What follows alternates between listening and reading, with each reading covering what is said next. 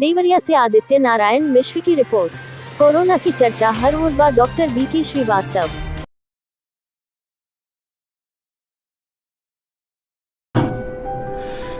Corona की चर्चा हर ओर बा। अब कोरोना से बहुत नुकसान अपने देश के, समाज के, सबके भइल बा। देखी तो हमन के खाली यह नहीं बा कि कोरोना से केहू बीमार पड़ता जान चल जाता है। कोरोना से खेत बाड़ी दौरी दुकान धंधा पानी मजदूरी सब प्रभावित हो गई बा। तक्का यही चलत रही। ये बीमारी से इस सब जो एबरा आपदा आइल बा, एक से छुटकारा के जो सबसे बढ़िया साधन बा, उस साधन बा कोरोना के टीका लगवावल।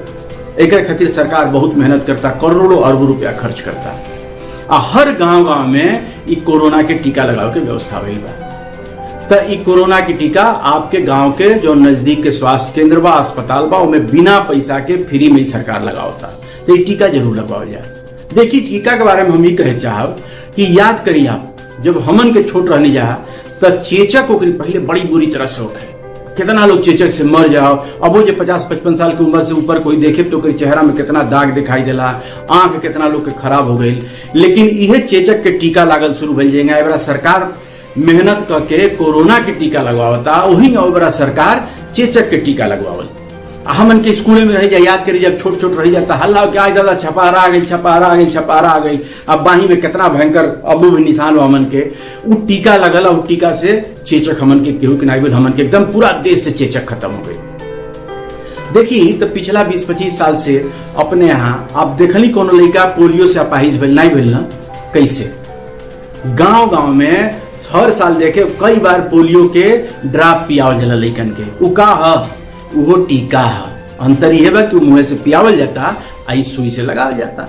लेकिन ओके फायदा ही भइल कि वही टीका के चलते पोलियो से मुक्ति मिल गई। छोट छोट लड़कन के देखी पहले गला घोटू बीमारी होखे, डिप्थीरिया होखे, ठीक ना, टिटनेस हो जाओ, खसरा होखे। लेकिन इस सब बीमारी कैसे रुकल बा? इस सब बीमारी रुकल बा खाली टीका लगवला से। बच्चा जब पैदा होले हैं झीन झीन रहा है, तेती लइका रहा, पहले दिन टीका लग जाला।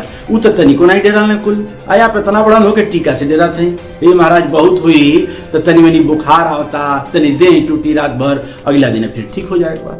हम दूगो टीका लगवले बनी कोरोना के, दोनों टीका लग गई बा। हमन के तो मरीजन के साथे काम कई जाला, स्वास्थ्य विभाग में काम कई जाता, लेकिन तब भगवान के आशीर्वाद से टीकवे के चलते आज हमन के सुरक्षित मानी जाए।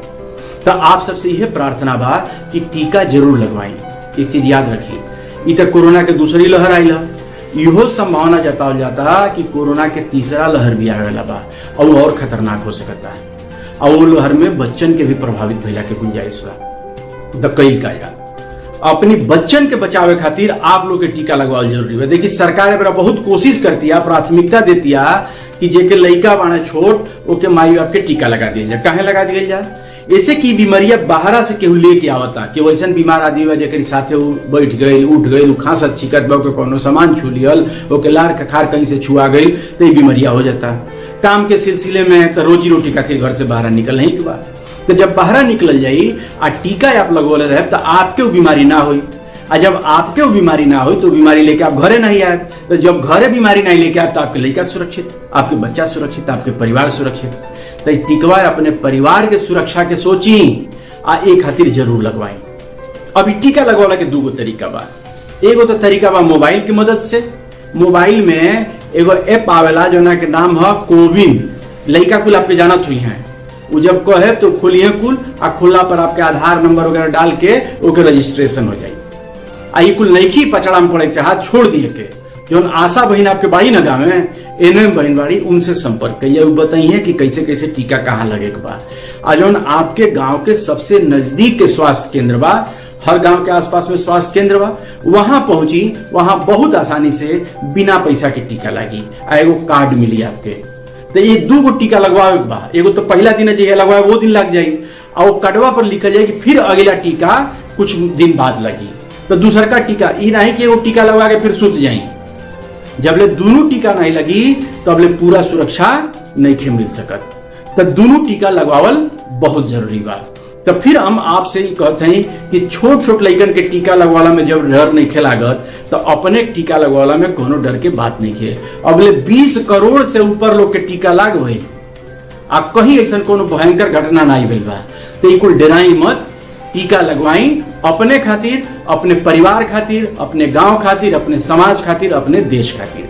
तब फिर आपसे हाथ जोड़ के निहोरा करते हैं कि कोरोना के टीका जरूर लगवाई अपने परिवार के सुरक्षा खातिर, अपने सुरक्षा खातिर।